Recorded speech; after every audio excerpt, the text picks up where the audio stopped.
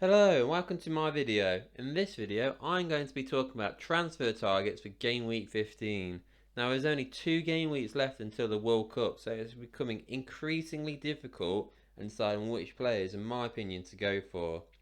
Now I've got up here all the teams and who they've got left to face to the World Cup, just so we can have a clearer picture on who to go for and who to probably avoid. So I'd definitely say if you've got Aston Villa, Chelsea, Fulham, Southampton or Wolves players, definitely get rid of them, I'd recommend. And if you've got any ideas of getting players in, don't go for those teams, whatever you do. Maybe look at a Bournemouth. I mean, Bournemouth are not the best team, but maybe go for a Bournemouth player. Brighton have got some nice fixtures. Everton have got some nice fixtures. Both Manchester clubs have got some good fixtures. Obviously, the problem with Pep is he's been rotating recently, so it's going to be a bit difficult with the Man City players, I'd say. Forest have got 2 home fixtures, so you could go for maybe a Gibbs there. And West Ham have got 2 fixtures at home. So those are the teams that I probably recommend you look at going for them players. Because as you can see, game week 15, Leeds for example, they've got Bournemouth at home. So you think, oh, that could be a good fixture. But then you got 16, you got Spurs away. So do you want to put a transfer in and have to take one out straight away? Maybe. It's up to you though. So yeah, those are the fixtures. Now let's get into the players I think you should probably go for. So my first option is Aaron Cresswell of West Ham United. Now, I've gone for Cresswell because he's a 90-minute man at West Ham. They've got 2 home fixtures now to the World Cup, so that's really good, I believe. Crystal Palace at home, Leicester at home. Those 2 games, I think he can get clean sheets, and I think West Ham could get clean sheets in these 2 games. Now, like I said, it's getting tougher and tougher deciding which player. So, if you don't fancy a Cresswell, like somebody I'm looking at, maybe you can go for a Kurt Zouma, who's slightly a bit cheaper. He has actually scored more points this season than Cresswell because he's got that 1 goal. It does still amaze me actually that Cresswell has yet to get an assist or a goal this season because usually he's quite good. So he has been a bit disappointing, really, in that aspect. But I do think you can get 2 clean sheets out of these games, and who knows, he might finally get a reward with an assist or even a goal, because he does tend to take free kicks, maybe not quite direct ones, more maybe an indirect one, but yeah, he does take free kicks at times, so yeah, maybe he could do something. We'll have to see. Like I say, it's tougher now to decide on which players, so yeah, if you don't fancy Cresswell, maybe go for a Kurt Zouma. I've got Iwobi up next. Now this might seem like maybe a knee-jerk reaction for some because he got those 2 assists the other week, but I've actually looked into him. I've not actually looked at him before, to be fair, because I didn't even realise Frank Lampard started him every game. So clearly he's one of Frank's favourites. So that's a good sign. So he starts every game. That's what you want. And he's got 5 assists this season and 1 goal. 5 assists. And there's me thinking he's only got those 2, but no, he did get 3 others. So he's doing pretty well for Everton this season.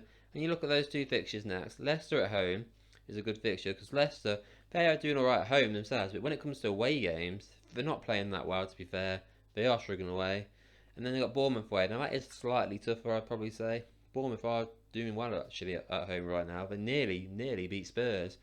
So Iwobi is a good option, I think. Now you might think maybe go for Anthony Gordon. He is slightly cheaper at 5.4 million, but you know Anthony Gordon loves the yellow card, so you do have that issue there. So at 1.9%, maybe just go for Iwobi for these 2 games, and you might get something out of it. It's worth a go, isn't it? My third option is Callum Wilson of Newcastle. Now, my biggest shock was he's only 9% owned. I thought it was much higher than that. So he's still quite a differential, so I definitely highly recommend going for him. He's 7.5 million, so he's gone up 0.2 I think in the last week, so people are actually noticing now. Obviously, it looks like a knee-jerk reaction because he got a 19-point haul the other week. But Southampton away, Newcastle are in form. Why not, eh? I ain't got a clue who plays for Southampton anymore. They don't look good. I think Newcastle could easily smash these 3-0 away. And then Chelsea at home. Chelsea, don't know what's going on with Chelsea, but I think Newcastle in their form will smash them at St James's Park. Like I said the week before, they're bouncing over there. So definitely, he looks good right now.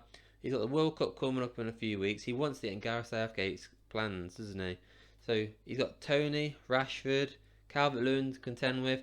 All these guys are starting to play well as well. I mean, maybe not Tony as much after what happened last week, but all the other guys, they're starting to ramp it up. So if Callum Wilson wants to get in that squad, he's got to score goals. And if he scores goals, that gives us more FPL points. And that's what we want, isn't it? So, yeah, Callum Wilson looks like a great option, I think, in these next couple of weeks. Well, that was the players to bring in. These are the players I think you should look at bringing out.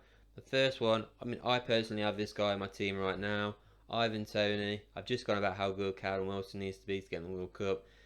This guy is also contending to go into the World Cup, but he made a stupid decision in his last game. Like Madison, really. Last minute of the game, get a yellow card.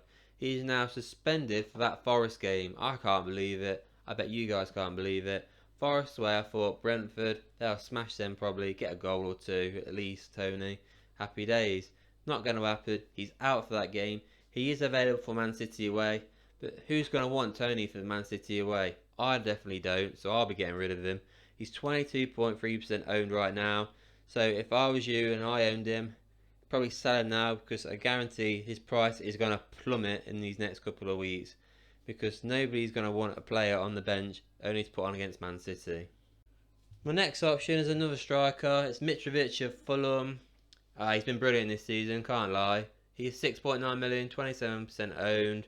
If you had him from the start of the season, it is going to be hard probably for you to want to sell him. If you lose him now, you sell him probably about 6.7, is it? 6.6. So to get him back, you need 6.9. But I do think his value will drop because I think other people might consider selling him. He is highly owned. And he's got Man City away next game. That's the toughest fixture you can get. And then 16, he's got United at home. United are in form. They're looking good at the back.